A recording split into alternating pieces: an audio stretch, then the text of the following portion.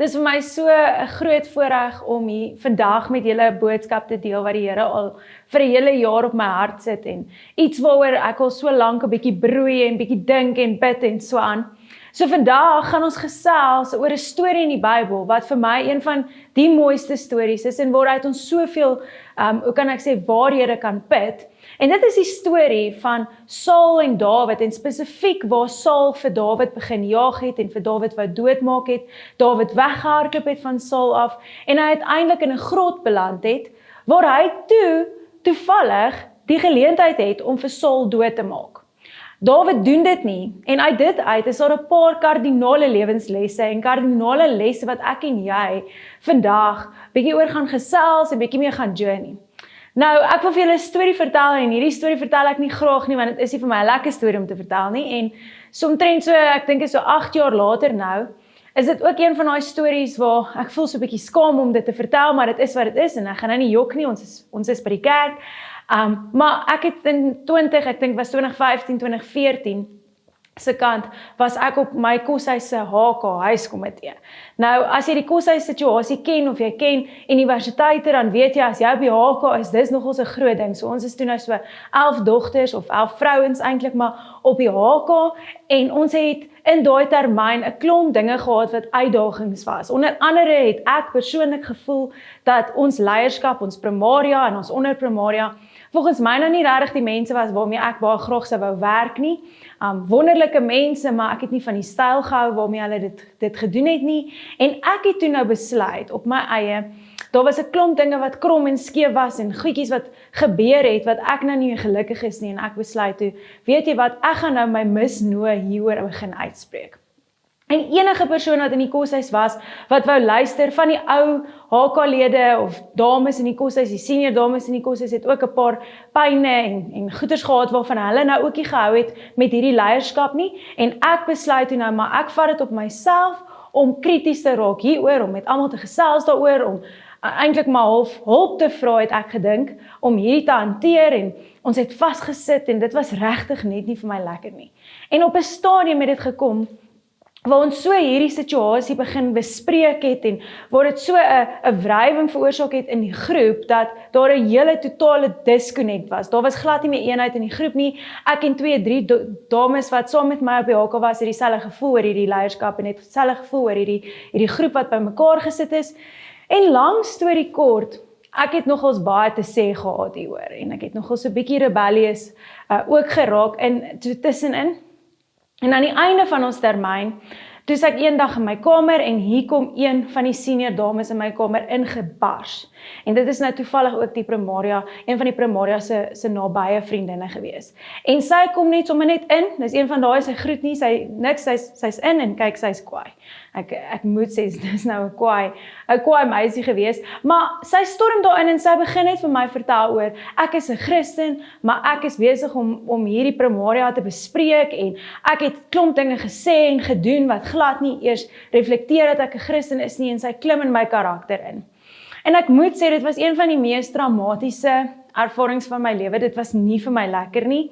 Op daai oomblik het jy natuurlik gevoel, Jesus, maar ek is nou die victim in hierdie situasie, want ek wou net goed doen en dalk was my bedoelings in 'n mate ook goed, want ek wou die beste hê vir die koshuis. Ek wou natuurlik al die probleme fix. Ek wou beheer hou oor dit wat aangaan in die leierskap en ek het 'n lekker termyn gehad, ek het 'n goeie termyn gehad, so ek wou dit nou ook net hê vir die res van die koshuis. So die bedoelings was dalk goed, maar toe hierdie dame in my kamer inbars en sy begin vir my vertel hierdie en sy trek dit so half deur na ek wat 'n Christen is en ek wat baie uitgesproke is daaroor en hier word my karakter in twyfel getrek, dit het my gebreek. En ek moet sê, dit was iets waardeur ek vir 2, 3, 4 jaar selfs in my lewe moes vroeg. Ek het in Amerika gaan werk die jaar daarna en selfs daar in Amerika moes ek deur dit werk en ek moes regtig die situasie, die gesprek, alles van dit moes ek na die Here toe vat en ek moes regtig daarop sit. Nou, 8 jaar later omtrent, kan ek vir julle sê, in daai oomblik van my lewe, in daai situasie van my lewe, was my bedoelings nie goed nie. My bedoelings was, ek wou daai goal uitwerk. Ek wou die primaria wees. Ek het gedink, ek kan dit beter doen. Ek wou vir Saul doodmaak. En in die proses om Saul dood te maak, het dit soveel meer seer en allerhande ander dinge en 'n gees van kritiek en onmin en onvrede meegebring. En dit is vandag die storie waarmee ek wil begin, want dit is iets in my lewe wat alles vir my verander het.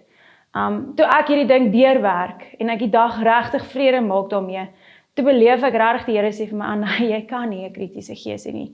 Jy moet honor jou leierskap en jy moet ook besef, ek sit jou in 'n sekere posisie vir 'n sekere tyd. Jy kan nie jouself wil skuif en jouself wil promote en vir jouself sekere goeders wil hê en wil gryp op 'n oneerlike en op 'n ongoddelike manier eintlik basies maar nie. Nou, met hierdie storie in gedagte, en dit is nou vir my 'n baie vulnerable een om te deel met julle, maar ek weet, ek's nie die enigste een nie, praat die Here in die laaste ruk met my oor, don't kill Saul.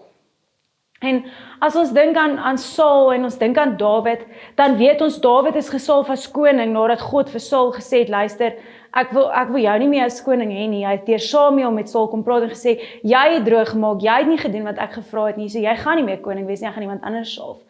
Dawid word gesalf, Dawid moet 'n tydperk wag, en in daai wagtydperk van omtrent 13 jaar voor hy koning word, begin Saul ook teen Dawid opstaan, en hy wil Dawid doodmaak. En Dawid kry die geleentheid om vir Saul dood te maak, maar hy doen dit nie. Want daar's 'n spesifieke tyd, daar's 'n spesifieke plek, daar's 'n spesifieke plan wat die Here het met Dawid se koningskap.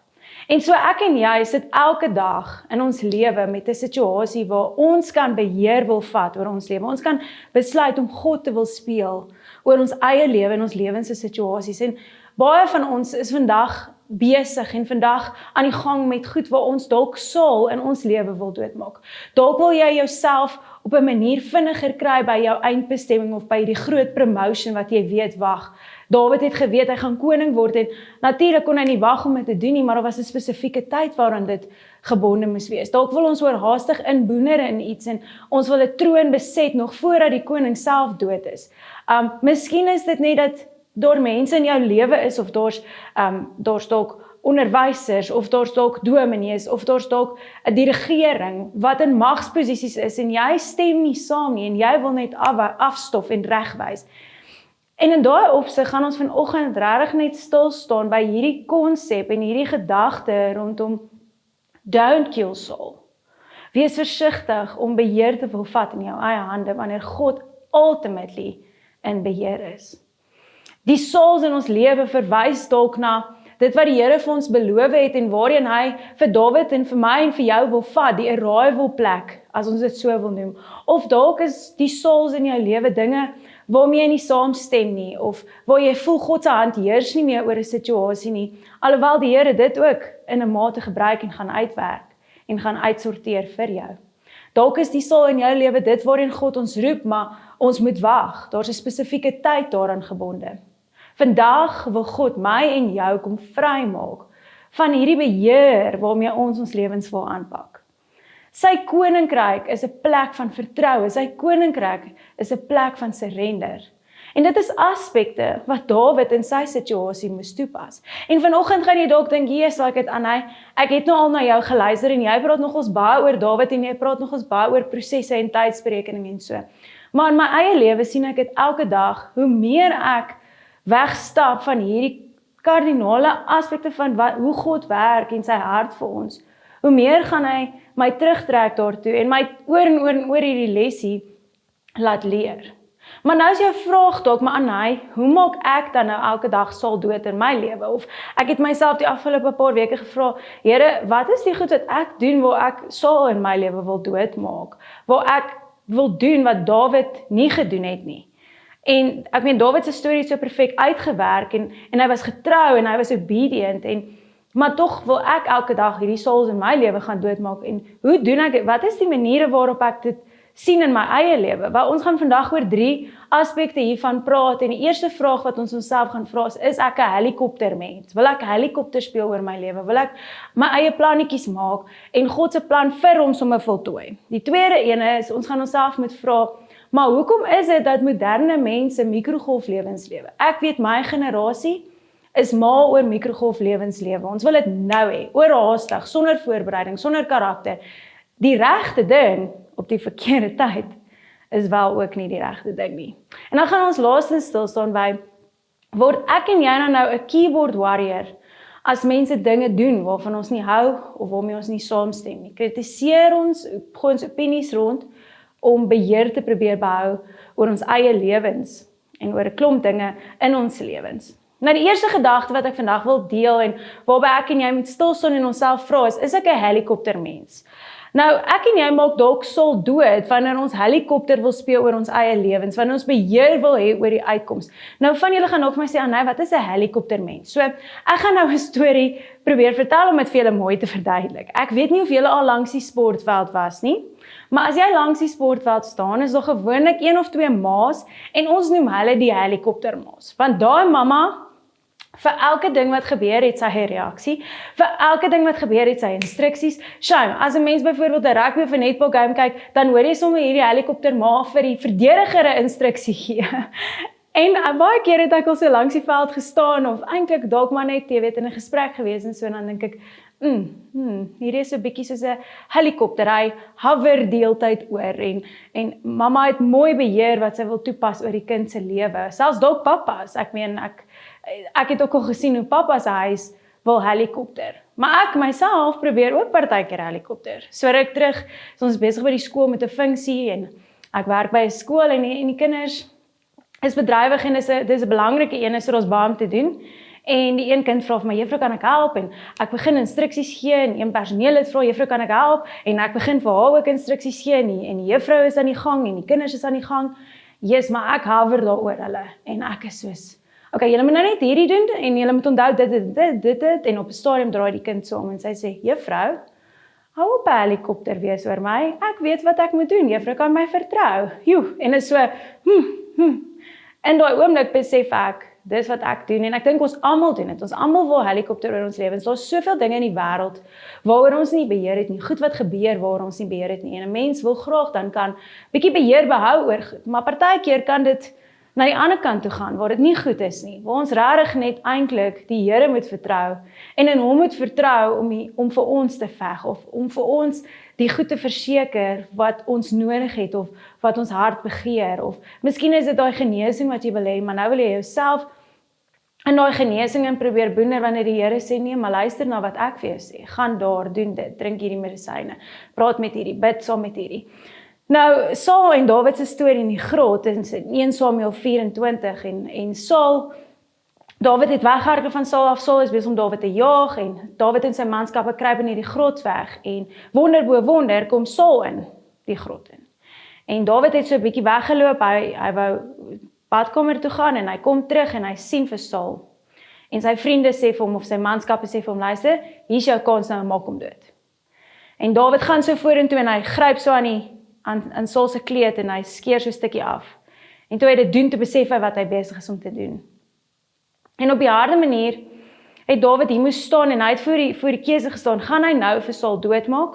Of in hierdie beseffing van wat hy besig is om te doen, gaan hy stop? En gaan hy die Here vertrou om hom in hierdie oomblik te beskerm en om in hierdie oomblik vir hom eintlik maar so half eer of sy obedience te seën omdat hy meer luister na wat God gesê het en God het gesê moenie aan my anointed raak nie, of gaan hy sy eie ding doen? Nou ek het op die harde manier geleer soos ek vroeër vir julle gesê het dat ek kan nie aanhou om die Sauls in my lewe dood te maak nie en my helikopter maniere het ook al partykeer uitgekom in situasies en dan gaan dit verskriklik verkeerd. Miskien in jou lewe is die helikopter maniere wanneer jy moet manipuleer om jou weg te kry of wanneer 'n mens obsessief raak met 'n uitkoms of 'n belofte, wanneer jy obsessief raak dat sekere goeders op 'n sekere manier moet uitwerk en dan doen dit nie en dan sit mense teleurgestel of miskien is dit daai angs en daai spanning want jy kan nie goed beheer nie, maar jy is nie veronderstel om dit te beheer nie. Dalk is dit vrees. Dalk is dit trust issues, dalk is dit 'n mens word so ernstig want jy wil alles beplan tot op die T en dan as dit nie uitwerk nie, raak 'n mens so verbareerd en dan steel dit 'n mens se vreugde en dit steel dit wat die Here vir jou wil kom gee en dit is dat ons in hom kan vertrou en dat hy in beheer is en dat hy altyd goed het vir ons in plan. Van hierdie goeders manifesteer in ons lewe en dit is presies daai goed wat vir Saul tot op die plek gekry het waar God hom as koning verwerp het. En hier staan Dawid en hy kan vir Saul doodmaak en hy kan dieselfde pad stap.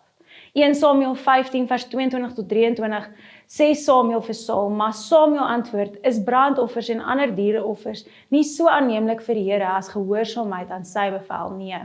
Gehoorsaamheid is beter as offerande. Om te luister is beter as die vet van ramme. Weerspannigheid is net so erg as die sonde van waarsêry. Eiesinnigheid net so erg as die bedrog van afgoderry. Omdat jy die woord van die Here verwerp het, het hy jou as koning verwerp. Ek en jy kan nie God se werk vir hom wil doen nie. Hy het ons harte nodig. Hy wil ons as 'n wessel gebruik, maar ons moet pas op om God te wil speel oor ons eie lewens. We cannot be someone else's Holy Spirit. In my lewe het ek al baie keer by plekke gestaan waar ek mense, dan sê ek soos, Jesus, as jy net kan verander, as jy net kan hierdie doen, as ek net, man, die situasie moet verander, hierdie moet gebeur, dit. En dan begin ek praat, en ek begin sê, en ek begin dinge doen, en ek begin allerhande goedjies volg, maar op die ou einde wil ek dan na iemand anders se Heilige Gees speel. Wanneer dis nie my plek nie, ek wil God speel oor my eie lewe. En dit gebeur baie keer ook, 'n mens sien dit. Jy weet, as jy in 'n besigheid is en jou besigheid gaan swaar en so, dan kan jy die geleentheid partykeer kry om goedjies oneerlik en so onder die mat in te doen, of jy weet, dinge te doen wat noodwendig nie God se hart en plan is nie. Wat disobedient is, wat soos in Dawid se geval, Dawid het geweet, hy mag nie vir Saul doodmaak nie. Hy het geweet, dis God se hart dat hy nie vir Saul doodmaak nie. So ek en jy staan elke dag voor daardie keuse, gaan ons helikopter oor ons lewe speel en vir Saul doodmaak, of gaan ons na God toe gaan, want God roep ons om te surrender, te vertrou, te wag, te luister, hom te soek, wysheid toe te pas. Dit is God se hart vir my en jou. God is altyd in beheer. En in hierdie aspek waar dit vir my ook al 'n uitdaging was, het ek 'n vers in die Passion Translation raak gelees wat dit vir my so mooi opsom en dit is vir jou vandag. Psalm 37 vers 5. Give God the right to direct your life, and as you trust him along the way, you'll find out he pulled it off perfectly. Die tweede gedagte wat ek met jou wil deel is, moderne mense lewe mikrogolflewens. En mikrogolflewens kan partykeer veroorsaak dat ons ook die souls in ons lewe doodmaak. Mikrogolflewens is wanneer ons iets oorhaastig wil hê, wanneer ons nie worry oor tyd of tydsberekening of timing wat die Here se hart is nie. Nee, ons gaan net in dit in. Ons het dalk nie eers die nodige karakter of voorbereiding of enigiets nie. My generasie, die millennials, is bekend daarvoor. Dis vir my sleg, maar baie van ons gesprekke om die braaivleisvuur of koffies of ek hoor maar net so rondom my en ewen in my eie lewe het hierdie gedagte van, Jesus, maar jy weet, ek moet nou in 1 jaar moet ek 'n promotion kry, in die 2de jaar moet ek dubbel my salaris verdien, en die 3de jaar wil ek die CEO wees. En dan bedank ons werke, want dit is nou nie vir ons, dit vat nou 'n bietjie te lank vir ons, en ons wil nou nie meer onder hierdie baas werk nie, of ons besluit, nee, maar ons gaan nou 'n manier kry om vinniger daarbo uit te kom, of as die jonger generasie wat nou vandag hier sit, jy luister dalk en jy dink aan Instagram, waar alles is Insta. Die Instagram mense, vandag post jy 'n video, môre is jy bekend. So alles is so mikrogolf. En ons wil alles vinnig hê, en ons wil dit nou hê. Dawid se grootste uitdaging in my opinie, met sy koningskap was timing. Die hele proses vir Dawid, vandat hy gesalf was deur Samuel, totdat hy uiteindelik koning geword het, het 13 jaar gevat, en in daai 13 jaar moes daar 'n klomp dinge in plek gekom het. Nou, as hy Saul doodgemaak het, in die middel van daai 13 jaar, was daar sekere goed wat nie sou uitwerk nie. En Dawid is nie die enigste voorbeeld in die Bybel nie. Josef, 13 jaar het hy gedroom, en toe het hy regeer eers na 13 jaar oor Egipte. Soveel soos wat God, die God van die suddenlies is God ook die God van die proses. En die regte ding in ons lewe op die verkeerde tyd, maak dit nie die regte ding nie. Verkeerde ding op die regte tyd is ook nie die regte ding nie. Ons moet God vertrou vir die regte ding op die regte tyd. En Dawid sou in hierdie proses sou hy kardinale lesse en karakterontwikkeling gemis het as hy daar vir Saul doodgemaak het. Die grootste ding wat moes gebeur het, is dat Dawid moes dat die Here sy karakter bou, en dat hy die lesse leer. En ek en jy, God skaaf in ons karakter in wagtyd. Hy bou en hy groei ons intellektueel of dalk is dit mense wat om jou in plek gesit word. Dalk is dit situasies waar jy gegaan het, dalk het jy geleer om die Here beter te vertrou. Daar's 'n klomp dinge wat in daai tyd gebeur en ons besef dit nie. Ons kan net so klein bietjie sien van dit wat God eintlik mee besig is. En wanneer ons promotion wil hê sonder hierdie karakter, dan is dis nie iets wat sustainable is nie. Dis nie iets wat ons daar gaan hou nie. Nou Abraham en Sara in die Bybel is vir my 'n ultimate voorbeeld van hierdie, want Sara was 75 jaar oud toe Abraham na toe kom en hy sê, hoorie, die Here het vir my beloof ons gaan 'n seun hê. Nou as my man na my toe kom en ek is 75 en hy sê ons gaan 'n seun hê, ons gaan 'n nageslag hê, dan sal ek nou so 'n bietjie vir hom gelag het. En hierdie hele storie is eintlik interessant. Jy lees dit in Genesis 16. Nou Sara het toe nou besluit, weet jy wat? Ek weet nie hoe hierdie gaan gebeur nie. Dit vat te lank. Ek gaan nou dit in my eie hande neem en ek gaan dit sommer nou doen. We'll do it now. In Genesis 16 vers 1 tot 4 lees ons, Sara het nog nie vir haar man Abraham 'n kind in die wêreld gebring gehad nie. Sy het haar Egiptiese slavin met die naam Hagar gehad. Toe sê Sara vir Abraham, die Here het my nou eenmaal daarvan weerhou om kinders te kan hê, gaan slaap by my slavin en miskien bring sy 'n kind in die wêreld wat my eie kan word.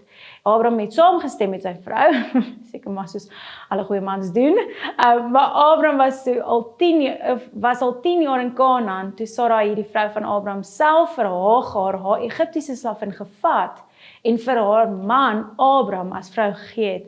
Hy het by Hagar gaan slaap en sy het swanger geword, en toe sy agterkom sy is swanger, het sy haar eienares geminag. Sarai het vir Saul doodgemaak in hierdie geval.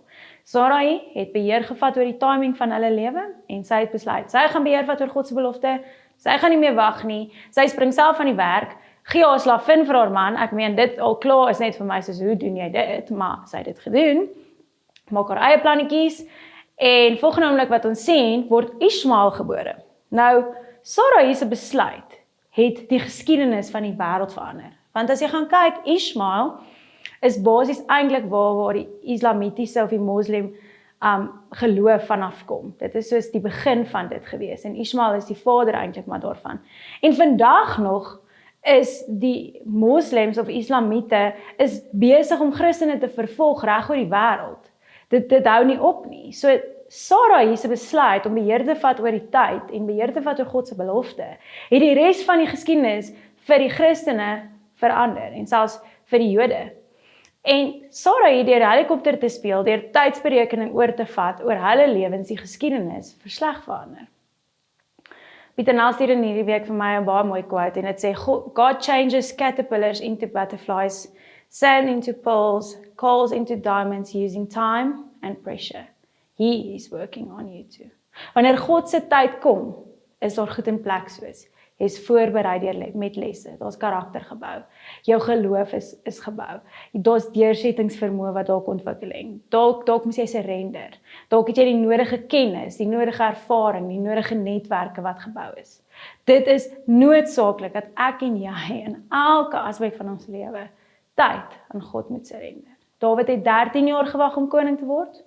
Abraham en Sara het 25 jaar gewag om ouers te word. Toe is Isak gebore. Die belofte wat die Here aan hulle gemaak het, is op die regte manier vervul na 25 jaar. Jesus het 30 jaar gewag voor sy bediening begin het. Ons lees selfs hoe Jesus gesê het menigte kere, dit is nog nie my tyd nie. God is die God van perfekte tydsberekening en ek en jy moet hom vertrou. Prediker 3 vers 1. Elke ding het sy vaste tyd en elke ding in hierdie wêreld het sy tyd. Deur God te vertrou met tydsberekening, maak ons seker dat ons nie vir Saul doodmaak in ons eie lewe en God se perfekte plan vir ons lewe dalk delay of ontwrig nie. Die derde gedagte, die laaste gedagte uit hierdie storie uit is, word ek en jy 'n keyboard warrior as mense dinge doen waarvan ons nie hou nie of waarmee ons nie saamstem nie. Keyboard warriors is daai mense wat agter hulle rekenaars of fone sit en kyk, hulle kan 'n ding mooi op Instagram of op Facebook of op een of ander platform, dalk selfs oor WhatsApp kan hulle nou mooi kritiseer en opinies rondgooi. Maar wanneer dit kom by die gesig tot gesig, dan is dit ewe skielik weg. Ons het 'n kultuur in ons wêreld en is baie hartseer van keyboard warriors. Waarom dit vir mense makliker is om oor 'n skerm te kritiseer en opinies te lewer, maar nie die gesprekke te hê nie.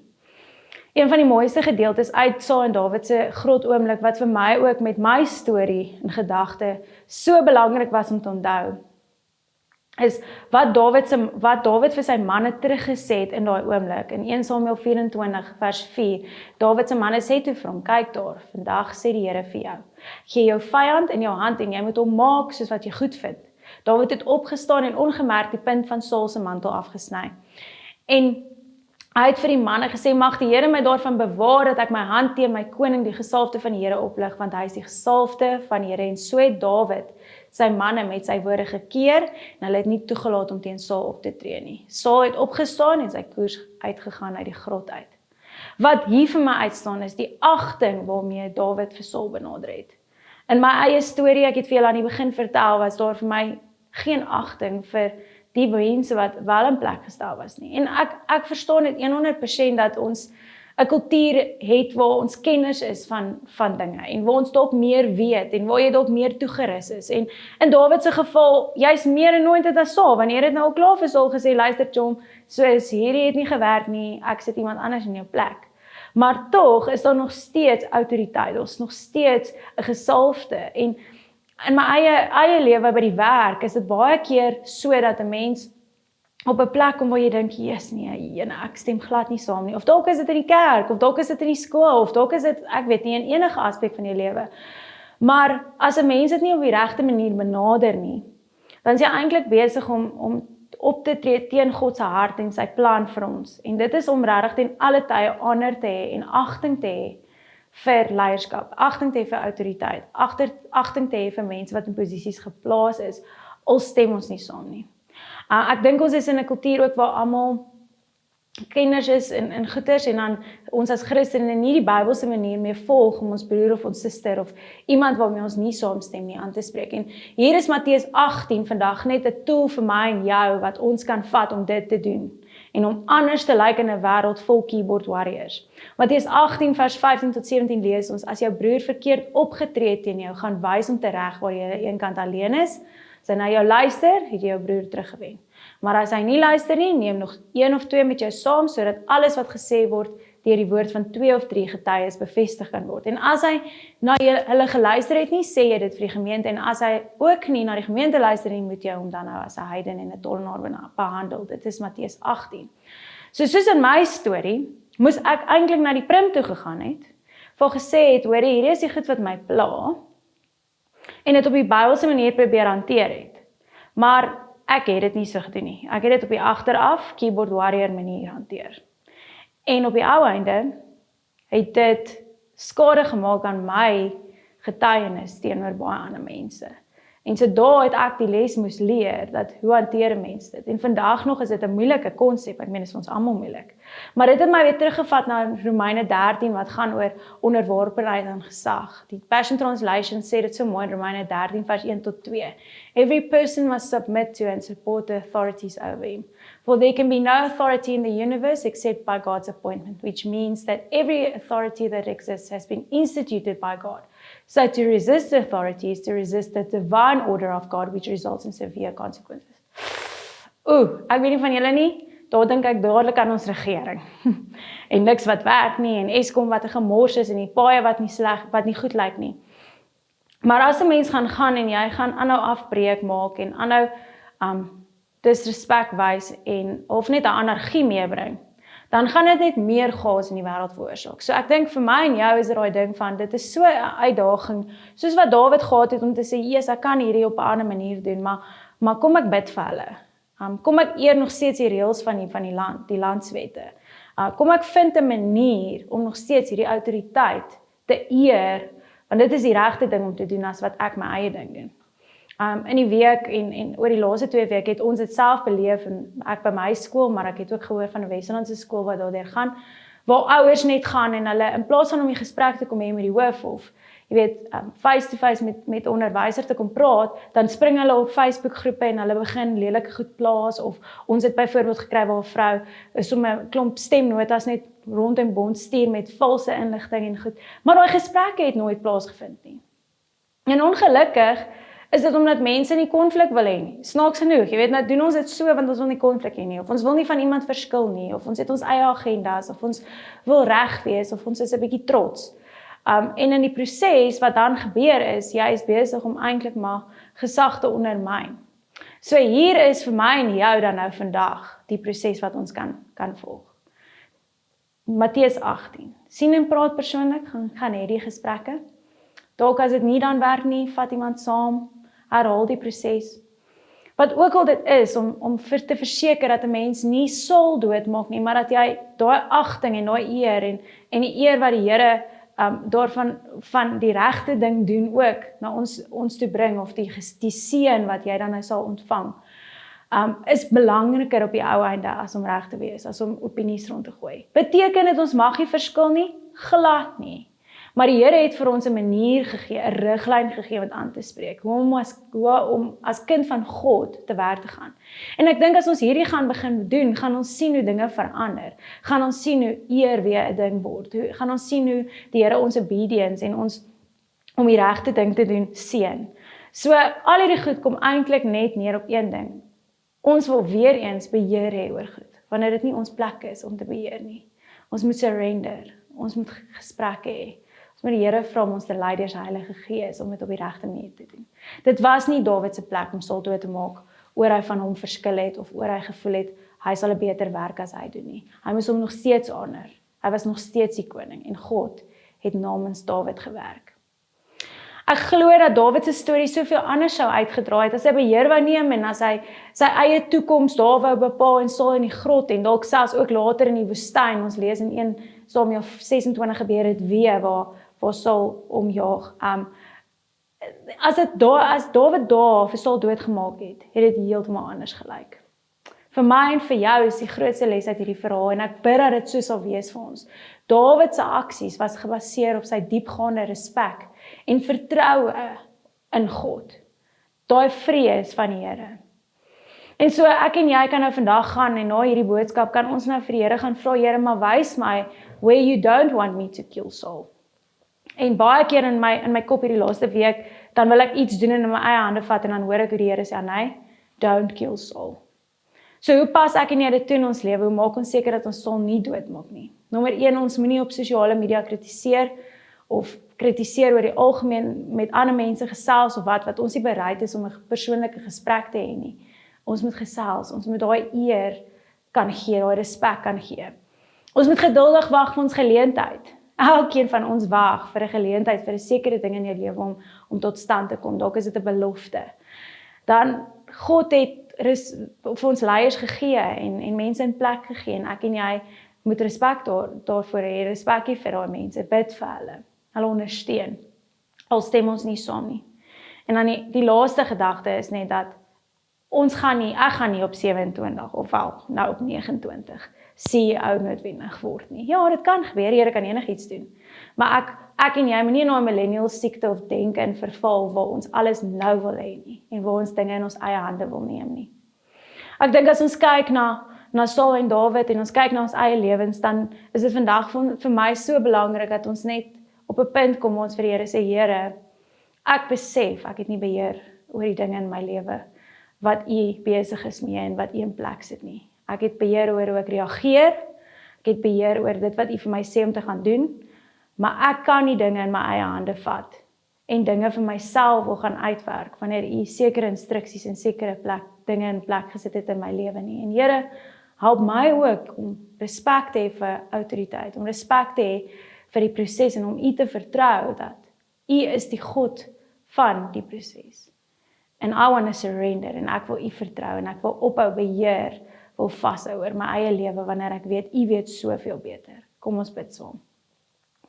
Vader, U is die outeur van lewe, Here, en U het van die begin af beplan wat U in ons lewens wil hê, Here. En ja, U het vir ons vrye keuse gegee en vrye wil gegee en ons kan dit ook gebruik, Here, maar help ons om soos Dawid altyd bewus te wees bo alles van wat U hart en U plan is, Here, om respek en agting te hê, Here, vir die proses waardeur U ons vat om tot by daai plek te kom waar wat U vir ons in beplan het, Here. En help ons om nie helikopter te speel oor ons eie lewe nie, Here. Help ons om nie mikrogolflewens te wil lewe en die timing van ons lewe te wil sidetrack deur oneerlik te wees of om te gaan teen U plan in die hart, Here. En help ons ook, Here, en help my ook om altyd respek en agting te hê vir autoriteit en vir mense in leierskap. Here, al stem ek nie saam nie. Help my om Matteus 18 toe te pas, Here, wanneer iets my pla of wanneer ek moet gaan gesels of moet gaan praat, Here. Ek kom bid vir ons as gemeente, dat ons in hierdie seisoen, Here, waar die wêreld mal en bos is en daar's klomp dinge wat aan die gang is, Here, U ons sal help that we will not kill Saul. We will not take matters into our own hands when we can actually just trust You and understand that You are in control. Here, so help ons om wysheid te hê, Here. Ek bid dat ons sal groei in wysheid en in guns met U en guns met mense, Here. En dat ons sal sien, Here, dat U hierdie Saul oomblikke in ons lewens gebruik, Here, om karakter in ons in te bou en om U te kan honor daardeur, Here, en om getrou en gehoorsaam te wees aan U woord en U instruksies in Jesus naam. Amen.